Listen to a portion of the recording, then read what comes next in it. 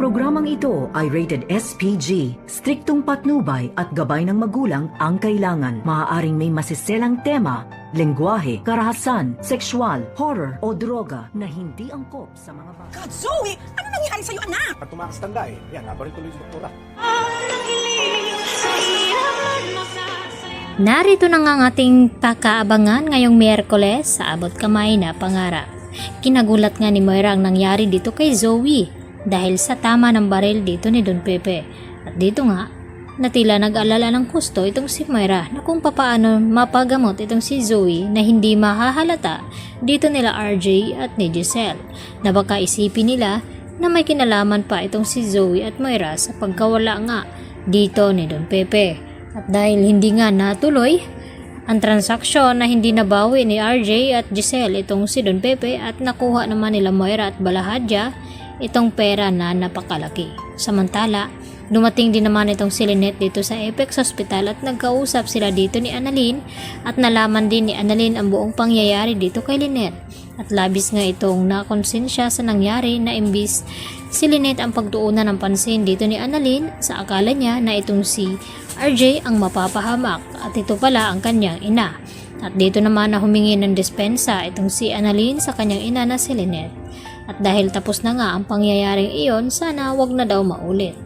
At dahil dito, nagyakap pa naman ang mag-ina.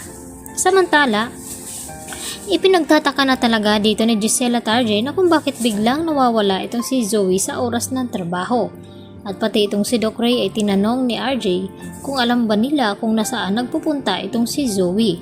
At nag-aalala din itong si Dr. Ray Meneses dito kay Zoe dahil may mental health pa daw itong dinaranas ngayon. At baka naapektuhan na itong si Zoe sa nangyari sa kanyang pamilya ngayon. Tila napaisip na naman itong si RJ na baka yun nga ang dahilan na kung bakit bigla-bigla ang nawawala itong si Zoe ngayon. Subalit walang kaalam-alam ang mga ito na itong si Zoe ay kasabwat dito ni Moira at dito nga ni Balahadja sa pagkawala nga dito ni Don Pepe. At dahil nagtangka nga itong si Don Pepe natatakas, kaya hindi niya akalain na ang kanyang nabaril ay itong si Zoe, akala niya itong si Balahadja. At dahil dito, hindi naman pwedeng maipagamot ni Zoe ang kanyang sarili sa ibang ospital dahil baka malaman daw ng kanyang ama na si RJ at Giselle at Annalyn na kung anong nangyari sa kanya at kung papaano siya nabaril. Baka lalala daw itong sitwasyon. Kaya dito naman nakaisip ng paraan itong si Zoe na isa lamang ang pwedeng makatulong sa kanya at makagamot ay walang iba kundi itong si Doc Carlos na kanyang tunay na ama. Kaya agad ngang tinawagan ni Zoe itong si Doc Carlos at hindi sinasadya na itong si Lynette ang nakasagot nito.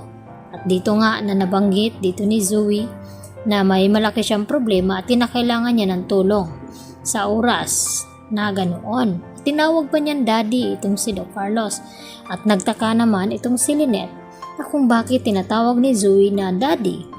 Dahil dito kung ano-ano pa ang sinasabi ni Zoe sa cellphone.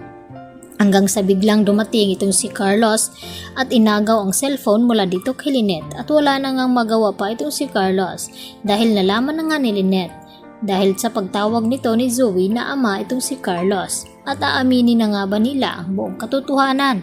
Lalo na ang nangyari nga dito kay Don Pepe na may kinalaman pala itong si Zoe at kinakailangan siya ngayon na magamot.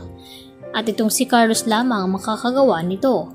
Dahil pwede siyang magpadala ng mga gamot doon at makuha itong bala na nakabaon sa braso dito ni Zoe kahit malayo sa bituka, subalit marami na nga ang dugo na nawala dito kay Zoe kaya kinakailangan malunasan ito.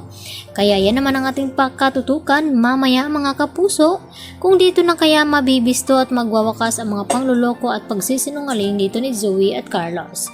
Yan ang aking panibagong latest update today at maraming pong salamat sa inyong pananatiling panonood dito sa aking munting channel.